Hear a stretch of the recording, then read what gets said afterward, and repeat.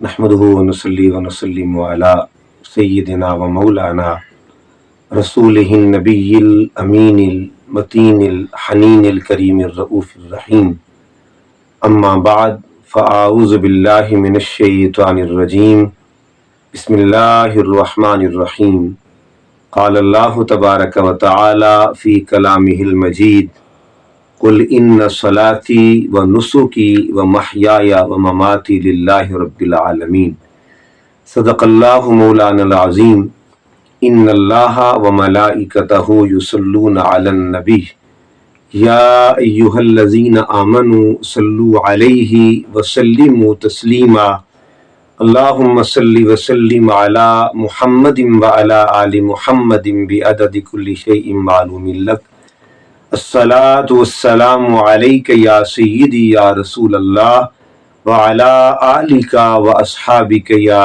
سیدی یا حبیب اللہ۔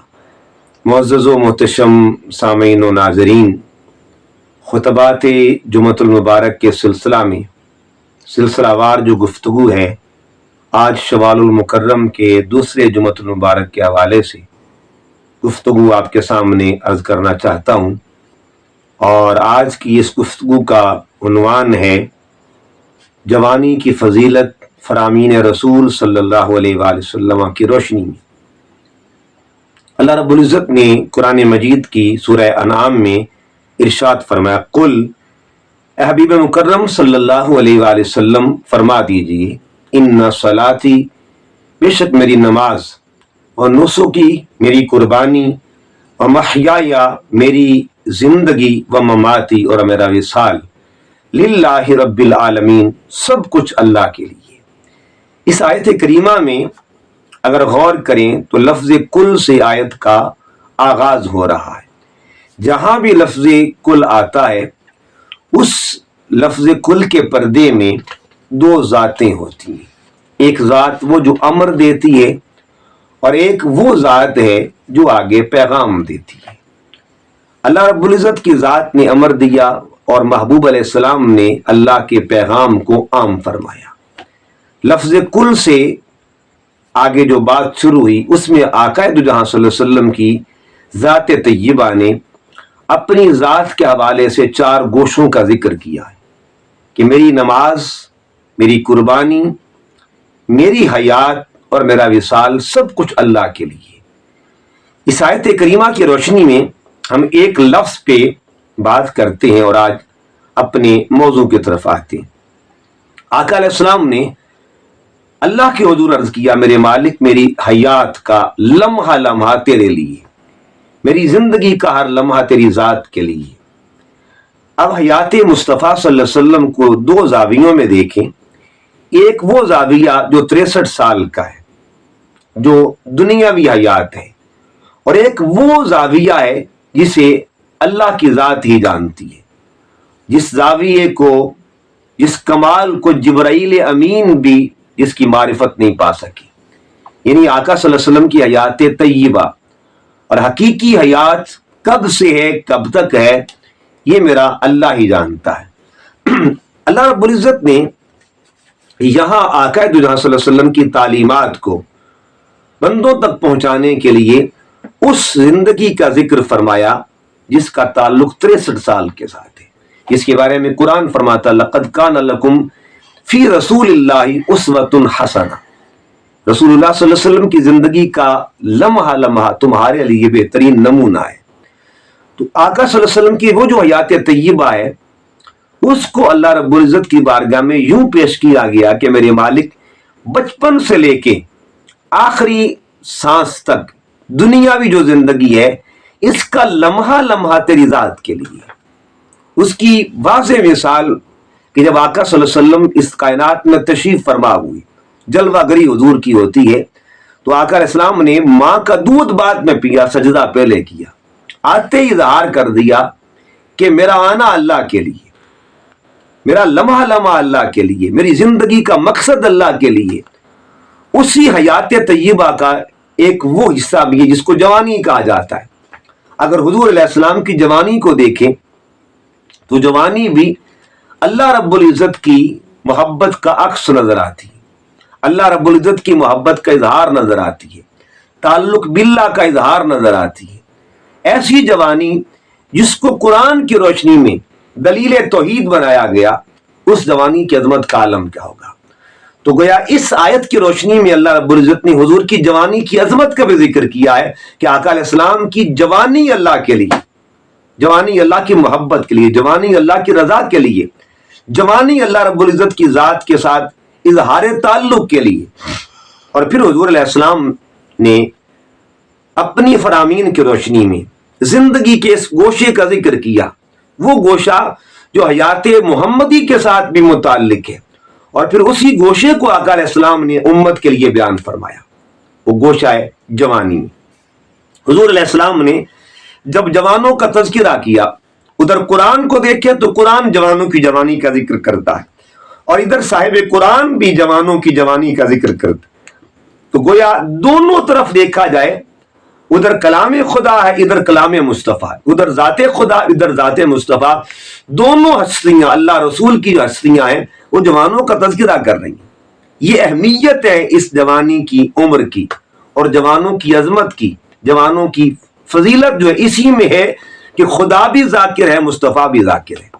اور آقا علیہ السلام نے کس طرح جوانوں کا ذکر کیا، آئیے ہم اس کو اقوال رسول صلی اللہ علیہ وسلم کی روشنی میں تین گوشوں میں ذکر کرتے ہیں۔ ایک زندگی، دنیا کی زندگی، کہ دنیا میں جوان اگر اللہ کا ہو جائے تو اس کا مقام کیا ہوتا ہے۔ ایک قبر کی زندگی، جب قبر کی طرف جوان جاتا ہے اور عالم برزخ کا مسافر بنتا ہے، اور جوانی ساری جو ہے زندگی میں اللہ کے لیے گزار کے جاتا ہے، تو اس کی قبر کی زندگی کیسی ہوتی ہے، اس کی برزخ کی منزل کیسے ہوتی ہے۔ پھر تیسرا مرحلہ کہ اس جوان کا حشر کیسا ہوگا، میدان محشر میں اس کو کیا عظمت ملے گی، میدان محشر میں اس کو کیا مقام ملے گا۔ تو سب سے پہلے ہم دنیا کی بات کرتے ہیں۔ آقا تو جہاں صلی اللہ علیہ وسلم کی حدیث مبارکہ، حضور علیہ السلام نے فرمایا ان اللہ یحب الشاب الذی یفنا شبابہ فی طاعت اللہ۔ حدیث پاک صاحب کنز العمال نے اس حدیث کو نقل کیا، اور حدیث کا نمبر ہے 43060، یعنی 43,060 حدیث کا نمبر ہے، کہ اللہ رب العزت نے اس کہ محبوب صلی اللہ علیہ وسلم نے یہاں پہ ارشاد فرمایا ان اللہ یحب الشاب، اللہ جوان سے محبت کرتا ہے۔ وہ کون سا جوان ہے جو اللہ کا محبوب ہے، جسے اللہ محبت فرماتا ہے؟ اس کی خوش نصیبی کا راز کیا ہے، اس جوانی کی عظمت کا راز کیا ہے جس جوانی سے اللہ محبت فرماتا ہے؟ فرمایا الذی یفنا شبابہ، جو اپنی جوانی کو فنا کر دیتا ہے اللہ کی محبت میں، اللہ کی رضا میں، اللہ کے لیے اپنی جوانی صرف کر دیتا ہے، اپنی جوانی اللہ کے نام لگا دیتا ہے، فی طاعت اللہ، یعنی وہ لمحہ ہے جو نازک ترین لمحہ ہوتا ہے زندگی کا، بڑی خواہشات ہوتی ہیں، بڑی آرزویں ہوتی ہیں، بڑے تمنائیں ہوتی ہیں، اور غلبہ ہوتا ہے اس عمر میں بہت سے معاملات کا انسانی زندگی میں، لیکن ہر چیز کو پس پشت ڈال کر جو اللہ کے لیے جوانی گزار رہا ہے، اس کا مقام کیا ہے کہ اللہ تعالیٰ فرماتا ہے کہ میں اس سے محبت کرتا ہوں، وہ میرا محبوب بن جاتا ہے جو میری خاطر اپنی جوانی جو ہے میری محبت میں لگا دیتا ہے، میری چاہت میں لگا دیتا ہے۔ پھر اس کے بعد ایک اور حدیث مبارکہ، یہ بھی کنز العمال شریف کے حدیث پاک، آقا علیہ السلام نے فرمایا فضل الشاب بالعابد، کہ ایک عابد جوان کی فضیلت جو اللہ کے لیے محبت، اللہ سے محبت کرتا ہے، اللہ کی بندگی کرتا ہے، اس کی فضیلت کیسے ہے؟ فرمایا کفضل المرسلین علی سائر الناس، جیسے لوگوں پر رسولوں کو فضیلت حاصل ہوتی ہے، ایسے ایک نوجوان عابد کو دنیا پہ فضیلت حاصل ہوتی ہے۔ یعنی کتنی بڑی فضیلت ہے، دنیا میں رہ کر اللہ تعالیٰ اس سے افضل بنا رہا ہے، دنیا میں رہ کر اللہ تعالیٰ اس کو اپنا محبوب بنا رہا ہے، رہتا دنیا میں ہے مگر اس کی محبت کے چرچے عرش پہ ہوتے ہیں، رہتا زمین پہ ہے، اس کی داستان محبت کی باتیں عرش پہ ہے، اللہ خود اس سے محبت فرماتا ہے۔ اور پھر ایک اور حدیث پاک، صرف محبت کرتا نہیں بلکہ اس کی محبت کا چرچا بھی فرماتا ہے۔ ایک حدیث پاک، یہ بھی کنز العمال شریف کی حدیث پاک، آقا علیہ السلام فرماتے ہیں ان اللہ تعالی یباہی بالشاب، اللہ فخر کرتا ہے اس جوان پہ. کون؟ الشاب العابد الملائکہ، فرشتوں کی مجلس میں اللہ تعالیٰ جوان پہ فخر کرتا ہے. وہ جوان عابد جو اللہ کی بندگی کرتا ہے. یعنی دیکھیے کہ ایک مجلس ہوتی ہے عرش پر ملائکہ کی، فرشتوں کی، نوریوں کی، اور اس مجلس میں اللہ تعالیٰ فخر کرتا ہے، فرشتوں کو کہتا ہے کہ میرا زمین پہ ایک بندہ میری بندگی کر رہا ہے، جوانی جو ہے میرے نام لگائے ہوئے. اور آگے پھر فرمائے یقول، اللہ فرماتا ہے فرشتوں سے انظروا الی عبدی، میرے بندے کو دیکھو، میرے بندے کی زیارت کرو.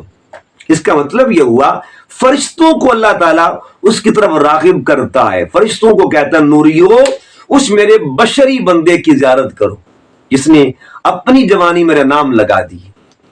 قرآن مجید کی 24ویں پارے کی آیت مبارکہ ان الذین قالوا ربنا اللہ ثم استقاموا تتنزل علیہم الملائکہ. کچھ لوگ وہ رہتے ہیں کہ جو زبان سے کہتے ہیں اللہ ہمارا رب ہے، پھر اس پہ قائم رہتے ہیں، اس پہ مستقیم ہو جاتے ہیں، اس پہ ڈٹ جاتے ہیں، اپنے قول کو جو اللہ کے حضور پیش کرتے ہیں اس پہ عملی رنگ غالب کر لیتے ہیں.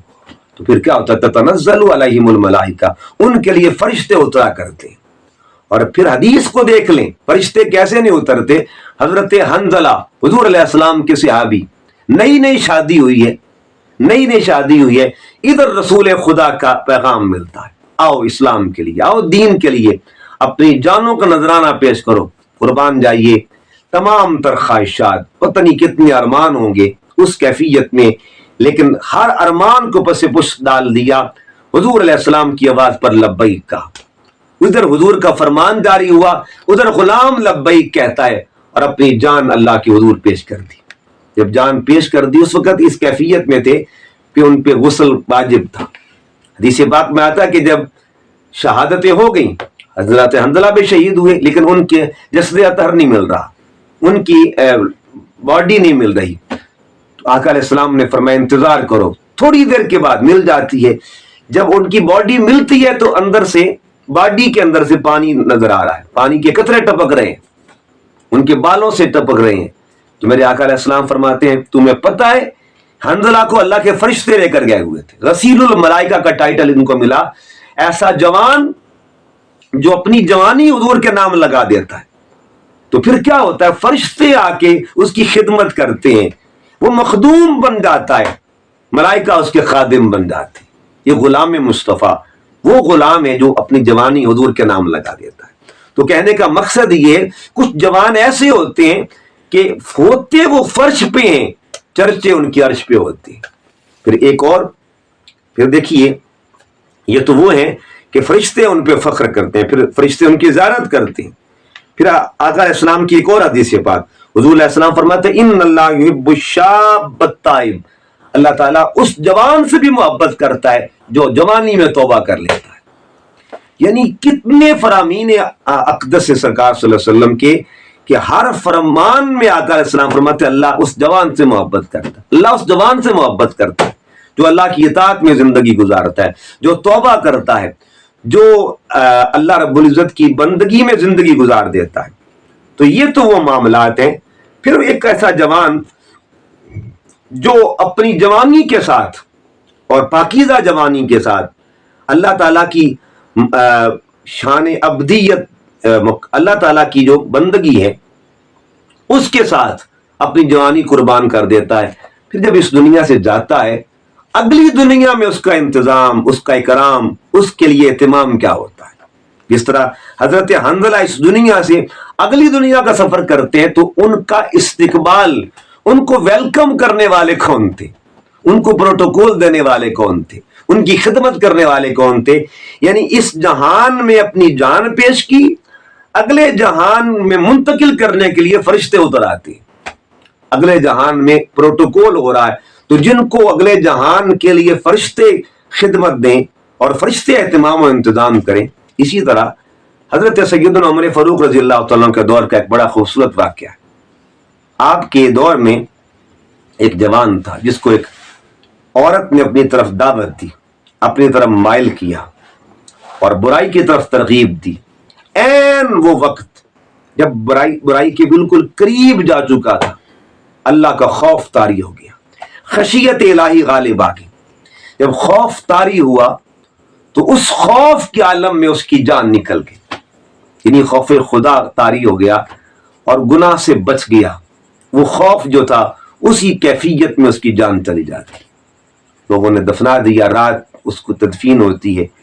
صبح حضرت فاروق اعظم کو خبر ملی ایک جوان خوف الہی میں اپنی جان قربان کر گیا ہے، تو آپ اس کی قبر پہ جاتے ہیں۔ خلیفہ وقت امیر المومنین حضرت فاروق اعظم رضی اللہ تعالیٰ عنہ اس کی قبر پر جاتے ہیں اور جا کے اس سے کلام کیا، اس سے کو مخاطب ہوئے اور اس کے سامنے آیت کریمہ پڑھی اس کی قبر پہ جا کے، وَلِمَنْ خَافَ مَقَامَ رَبِّهِ جَنَّتَانِ۔ پھر اس سے پوچھا اے جوان بتا کیا اللہ کا وعدہ پورا ہو چکا ہے؟ اللہ رب العزت کے انعامات جو خوف الہی میں جو دنیا سے جاتے ہیں، اللہ اس کو 2 جنتیں عطا کرتا ہے، کیا تجھے 2 جنتیں ملی ہیں؟ کیا تجھے وہ انعام مل چکا ہے؟ تو قبر سے آواز آتی، جی امیر المومنین اللہ نے مجھے 2 جنتیں عطا فرما دی۔ یعنی اگلا برزخی جہان کتنا عظیم ہے کہ جس کو 2 جنتوں کی خوشخبری دے دی جائے قبر کے اندر ہی۔ یہ کیا وجہ تھی کہ جوانی جو ہے خشیت الہی میں گزر گئی، جوانی اللہ کی محبت میں گزری، آخری لمحے اللہ کا خوف طاری ہوا اور وہ جوان خوف خدا سے اگلے جہان میں جا رہا ہے، تو اگلے جہان میں اس کا استقبال ہو رہا ہے۔ تو دنیا میں ہو تب بھی عظمت اللہ عطا کرتا ہے، قبر میں جائے جوان تب بھی اللہ عظمت دیتا ہے۔ پھر اس کے بعد میدان محشر، وہ میدان محشر جس کے بارے میں قرآن کہتا ہے کانا مقدار ہو 50,000 سنہ، وہ میدان محشر جس کے بارے میں قرآن کہتا ہے لمن الملک اليوم للہ الواحد القہار، وہ میدان محشر جس کے بارے میں قرآن کہتا ہے وامتازوا اليوم ایھا المجرمون، سخت دن ہوگا اور اس دن نفسا نفسی کا عالم ہوگا۔ اگر اس نفسا نفسی کی کیفیت میں اللہ کے انعامات بھی ہوں گے، کرم نوازیاں بھی ہوں گی، اور خوش نصیبوں کو اللہ تعالیٰ اپنے فضل سے نوازے گا، اپنے کرم سے نوازے گا، اپنی رحمت سے نوازے گا۔ حدیث پاک میں آتا ہے کہ اس دن 7 لوگ ایسے ہوں گے خوش نصیب لوگ جن پہ اللہ کا عرش سایہ کرے گا، سایہ فگن ہوگا۔ اور ان 7 لوگوں میں کون کون ہیں؟ پہلا الامام العادل، وہ بادشاہ جس نے عدل کے ساتھ فیصلے کیے ہوں گے، جس کا جو منصف مزاج بادشاہ ہوگا وہ اس سائے کے نیچے ہوگا۔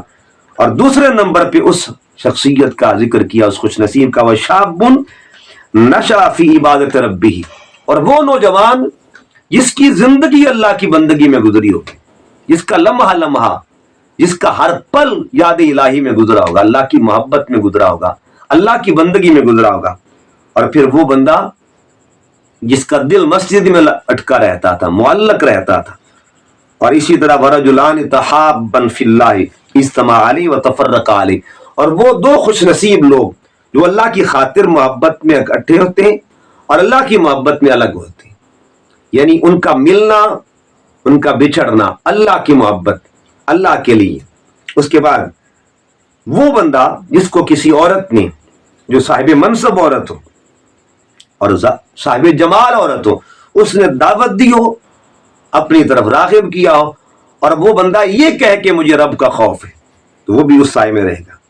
اور وہ بندہ جو سخاوت کرتا ہے، ایک ہاتھ سے سخاوت کرتا ہے، دوسرے کو خبر ہی نہیں ہوتی، وہ بندہ جو تنہائی میں بیٹھ کے اللہ کا ذکر کرتا ہے اور آنکھوں سے آنسو برستے، یہ وہ 7 اشخاص ہیں، خوش نصیب لوگ ہیں کہ قیامت کے دن جن کو عظمت کے تاج پہنائیں گے، جن کی عظمت کے چرچے ہوں گے، جن کے کمال اللہ پاک جن کو کمال عطا کرے گا۔ اور ان میں دوسرے نمبر پر وہ خوش نصیب بندہ ہے جس کی جوانی اللہ کی محبت میں گزری ہوگی۔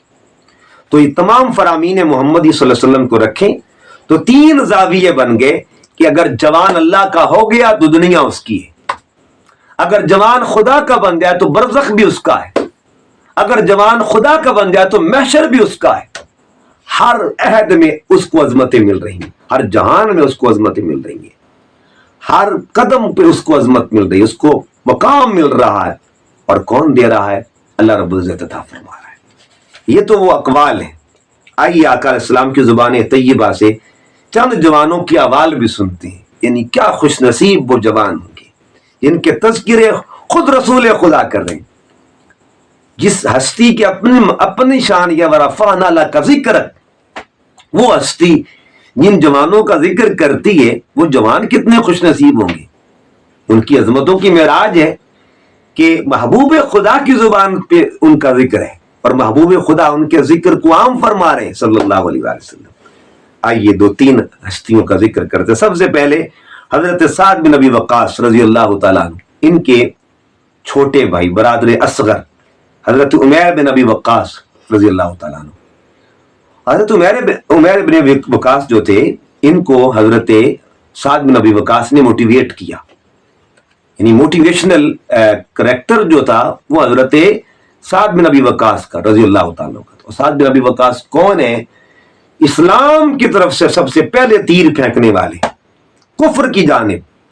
حضرت سعد بن ابی وقاص جب تیر پھینکنے لگے تھے تو آقا علیہ السلام پیچھے کھڑے ہوئے تھے، پشت پر جلوہ فروز ہے.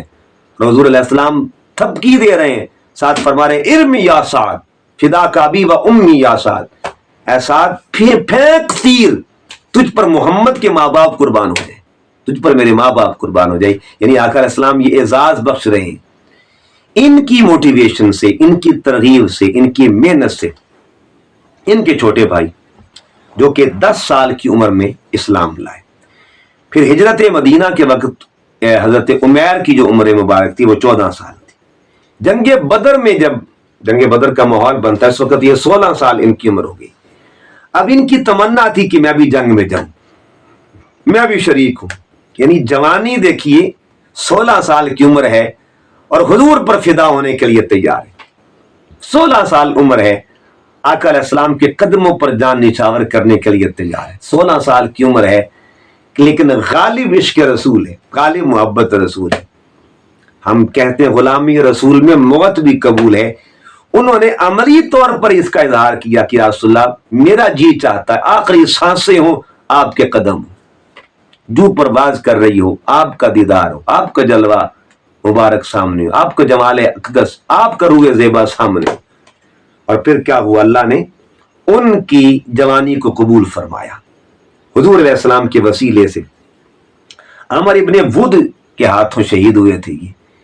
آقا علیہ السلام نے ان کی شہادت پر ان کا تذکرہ کیا، ان کی بات کی، اور ان کے ذکر کرتے ہوئے سرکار اپنے صحابہ کرام کے درمیان فخر فرما رہے تھے کہ میرا ایک جوان غلام اپنی جوانی اللہ کے نام لگا گیا. آج تک ان کی عظمت کو سلامی پیش کی جا رہی ہے. ایسا جوان جس کی جوانی کی آخری جو گھڑیاں ہیں، ساعتیں ہیں، وہ حضور کے قدموں پہ جا رہی ہیں، نچھاور ہو رہی ہیں. ایسی جوانی اللہ خوش نصیبوں کو عطا کرتا ہے. پھر اس کے بعد حضرت عبداللہ ابن مسعود رضی اللہ تعالیٰ عنہ، یہ جو صحابی رسول بہت مشہور ہستی ہیں جن کو اللہ تعالیٰ نے صحابی رسول کے منصب کے ساتھ ساتھ علم کا کمال بھی بخشا ہوا تھا. چھوٹی عمر میں غریب تھے اور مکہ کی وادی میں بکریاں چرایا کرتے تھے. تو ایک دن ایسا ہوا کہ سرکار کا گزر ہوا وہاں سے، حضرت ابوبکر صدیق رضی اللہ تعالیٰ بھی ساتھ تھے. تو آپ نے دودھ طلب کیا، جواب دیا کہ مالک کی اجازت نہیں ہے. مالک کی، چونکہ بچے تھے ابھی، جوانی کے دہلیز پہ قدم رکھ رہے تھے، مالک کی اجازت نہیں ہے. ایک طرف ایک لاخر بکری کھڑی ہوئی تھی تو سرکار میں اسی کا دے دو. تو انہوں نے عرض کیا کہ اگر آپ لے سکتے ہیں تو لے لیں. آقا اسلام آگے بڑھے، دست اقدس پھیرا تو بکری کے تھنوں میں دودھ آ گیا. اب لاخر بکری جو تھی اس کو توانائی مل گئی، طاقت مل گئی. پھر اس نے دودھ دیا، سرکار نے نوش فرمایا. جب نوش فرمایا نا تو وہ مزاج بدل گیا، وہ کیفیت بدل گئی. اور کیفیت جب بدلی نا تو آپ نے کیا، اس جوان تھے ابھی، سوال کیا علمنی مما علمک اللہ، حضور علیہ السلام کی بارگاہ میں، کہ وہ علم مجھے سکھا دیں جو علم آپ کو اللہ نے عطا کیا. حضور کی غلامی میں آ گئے، کلمہ پڑھ لیے، مسلمان ہو گئے. پھر آقا علیہ السلام کی خدمت میں رہ کے یہ مقام ملا کہ ایک دن حضور علیہ السلام نے اس جوان کے بارے میں فرمایا سبحان اللہ، جملہ سنیے سرکار اقدس صلی اللہ علیہ وسلم کا، میرے کریم آقا کا، فرمایا جو جبرائیل کے لہجے میں قرآن سننا چاہتا ہے وہ میرے عبداللہ ابن مسعود کو سن لے، یعنی جو جوانی اللہ کی راہ میں قربان کر دے، عشق رسول کے لیے وقف کر دے، حضور کی محبت میں فدا کر دے، تو آقا علیہ السلام نے پھر ان کو عظمت کیا دی، مقام کیا دیا کہ جو لہجہ جبریل میں قرآن سننا چاہتا ہے وہ میرے عبداللہ ابن مسعود سے قرآن سنا کرے۔ پھر آئیے ایک اور نوجوان کا ذکر کرتے ہیں، نوجوان کا نام ہے مصعب بن عمیر رضی اللہ تعالیٰ۔ ان کی زندگی کے بھی دو زاویے، ان کا ایک ماضی تھا، پھر ان کا حال جو حضور کی ذات کے ساتھ گزرا، حضور کی محبت میں ان کا حال جو گزرا، حضور کے عشق میں جو حال گزرا، اس حال کی بات کرتے ہیں۔ ماضی کو دیکھیں تو ماضی میں زندگی بڑی پرکشش تھی، بڑی شاہانہ زندگی تھی، امیر گھرانے کے بچے تھے۔ حضور علیہ السلام جب ان کا ذکر کرتے ہیں، آقا علیہ السلام فرماتے ہیں ما رأیت بمکہ احدا احسن لما ولا ارک خلا ولا انعم نعمہ من مصعب بن عمیر۔ آقا علیہ السلام فرماتے ہیں کہ مصعب بن عمیر سے بڑھ کے میں نے کسی کو مکے کے اندر خوبصورت زلفوں والا نہیں دیکھا تھا، یعنی حضور علیہ السلام ان کی زلفوں کی تعریف کر رہے ہیں کہ اتنی یعنی پرسنالٹی تھی، اتنی شخصیت تھی، اتنی خوبصورت نوجوان تھی، اور نہ ان جیسی خوشبو میں نے دیکھی تھی، یعنی جب یہ خوشبو لگاتے تو مہنگا ترین عرب کا عطر لگاتے تھے، اور جو ان کو نعمتیں میسر تھی دنیا کی، ہر نعمت ان کے پاس تھی، لیکن سودا بڑا کمال کا کیا، ساری نعمتیں، ساری دنیا کی خوشیاں، ساری لذتیں، ساری عیش و عشرت قربان کر دی۔ کب؟ جب غلامی رسول نصیب ہوئی، حضور علیہ السلام کی غلامی نصیب ہوئی تو آپ کے والد کا انتقال ہو گیا، چچا کے گھر آپ تھے، تو والدہ نے کہا کہ بیٹے سودا بڑا تو نے مشکل کیا ہے، اب ایک کام تو چھوڑنا پڑے گا۔ چچا نے کہہ دیا کہ یا محمد کو چھوڑ یا یہ عیش و عشرت چھوڑ، یا جو تجھے ہم نے محبتیں دی ہیں، جو تجھے جتنا کچھ دیا وہ چھوڑ دے، حتیٰ کہ سب کچھ واپس لے لیا۔